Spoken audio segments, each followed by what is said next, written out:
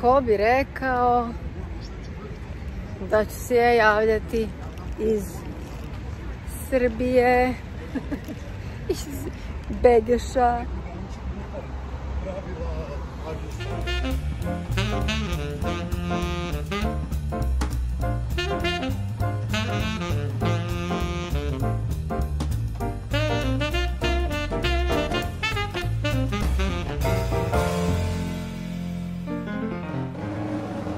Dobar dan, veliki pozdrav.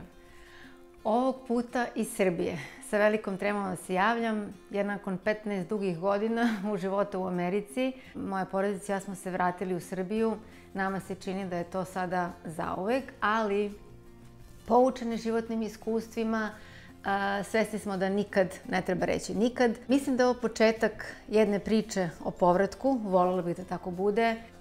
Voljela bih da razrađujem neke teme, mada ne znam da li uopšte to moguće odgovoriti na te teme, da li ikada otići i napustiti svoje ognjišta, da li otići pa se vratiti, da li se nikada ne vratiti, šta smo dobili, šta smo izgubili, šta je to lepše, bolje, zdravije ili bolesnije, teže i problematičnije u životu tamo negde daleko i u našoj zemlji odakle potičemo, bez obzira odakle smo.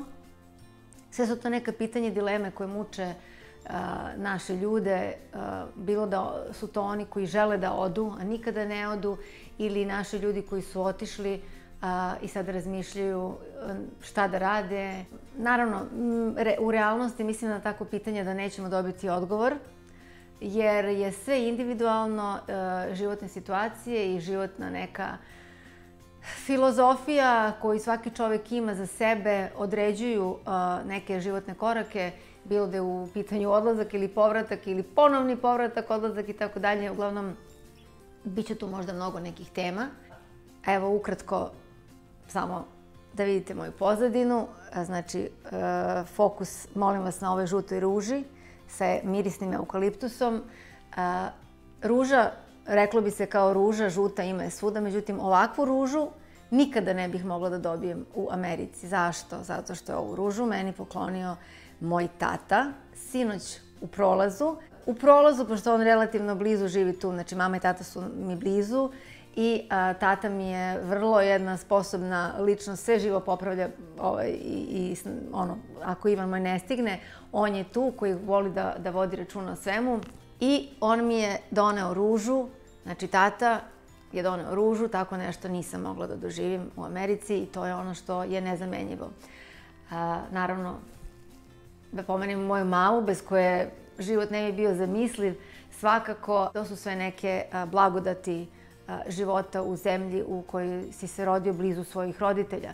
Naravno, to je samo jedan segment od lepih stvari. Postoji i ona teža priča koju verovatno treba u nekom momentu dotaći i mislim da ću o tome pričati. Mislim, više ništa ne mogu da obećam. Želim sve da vas pozdravim, želim svima da se zahvalim za sve ove godine koje smo proveli zajedno. Mislim da će biti sada 7 punih godina od kako sam počela da snimam za YouTube kanal. Bukvalno mi suze naviru na oči jer ne mogu da verujem, moj život se zaista promenio iz korena. Nije mi uopšte lako i iskreno nisam planirala uopšte danas da se javim, a već nedeljama planiram da snimim neki video, tako da ne bih predugo čekala, jer mislim da ovo nikada se nije dogodilo da ja praktično preko pola godine se nisam javila.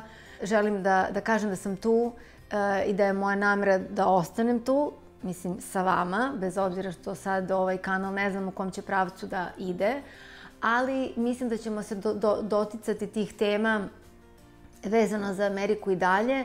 Vaša podrška mi je mnogo značila za sve godine mog boravka u inostranstvu i moje nostalgije.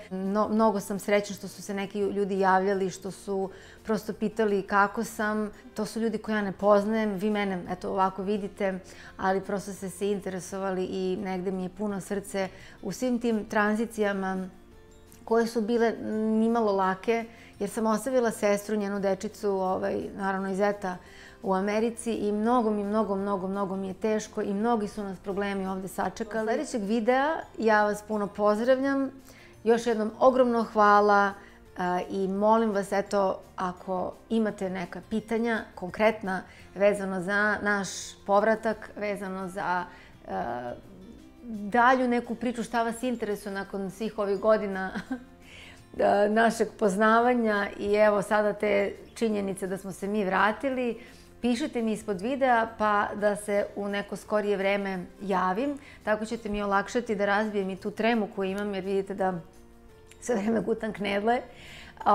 I da vam prosto odgovorim na nešto što bi bilo zaista vama interesantno, što smatram da je možda i korisno i da prosto ispričam iz nekog svog ugla povratak, kao što sam pričala iz svog ugla i odlazak u Ameriku, jer svako ima svoj neki ugao i svako gleda svet kroz svoju prizmu. Eto, moja prizma je takva kakva jeste, možda se nekome dopada, možda nekome ne.